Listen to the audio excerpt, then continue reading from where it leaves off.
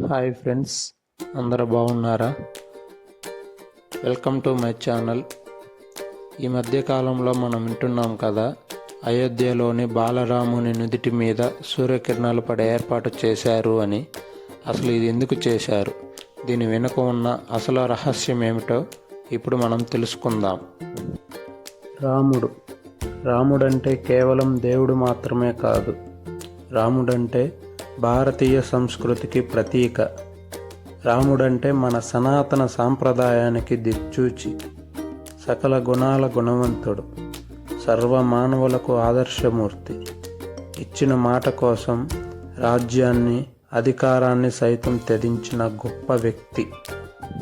అయితే అలాంటి రాముడి జన్మస్థలమైన అయోధ్యలో చాలా ఏళ్ల నిరీక్షణ తర్వాత 2024 జనవరిలో బాలరామునికి పట్టాభిషేకం జరిగింది. అయితే శ్రీరామనవమి రోజున శ్రీరాముని నుదిటిపైన సూర్యకిరణాలు పడే ఏర్పాటు చేయటం జరిగింది. దీనికోసం సెంట్రల్ బిల్డింగ్ రీసెర్చ్ ఇన్స్టిట్యూట్ వారి సహకారంతో రామ జన్మభూమి ట్రస్ట్ వారు ఈ ప్రయత్నాన్ని విజయవంతంగా నిర్వహించారు. అయితే ఇలాంటి అద్భుతాలు ఏ శాస్త్ర సాంకేతిక విజ్ఞానం లేని పూర్వకాలంలో చాలా దేవాలయాల్లో చూడవచ్చు. దేవుని నుదిటి మీద సూర్యకిరణాలు పడేలాగా దాదాపు 800 సంవత్సరాల క్రితమే చేశారు. ప్రధానంగా కాకతీయ రాజులు తాము కట్టిన ఆలయాల్లో సూర్యకిరణాలు మూల విరాట్పై నేరుగా పడేలాగా ఏర్పాటు చేశారు.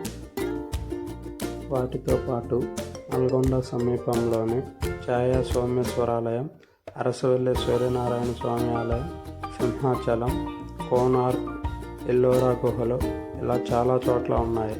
ఎల్లోరా గుహలో, పెదవ గుహలో బుద్ధుడి మొహం మీద సూర్యకిరణాలు పడేలాగా చేశారు. వాటితో పాటు కాకతీయులు నిర్మించిన అత్యధిక దేవాలయాల్లో ప్రధాన విగ్రహం అయిన శివలింగంపై ప్రత్యేకంగా వెలుతురు పడేలాగా చేశారు. ప్రధానంగా 1000 స్తంభాల ఆలయం, రామప్ప ఆలయం, గణపురం దేవాలయంలో సూర్యకిరణాలు విగ్రహం మీద పడటం మనం చూడవచ్చు. అయితే అయోధ్య రామ మందిరంలో బాలరాముడు నుదుటి మీద సూర్యకిరణాలు పడేలాగా చేయటానికి గల ప్రధాన కారణం ఏమిటంటే, ప్రాచీన భారతీయ శాస్త్ర సాంకేతిక అద్భుతాలైనటువంటి ఇలాంటి అద్భుతాలను సజీవంగా ఉంచేలాగా చేయటానికి మాత్రమేనని రామ జన్మభూమి ట్రస్ట్ వారు వెల్లడించారు. Thank you friends.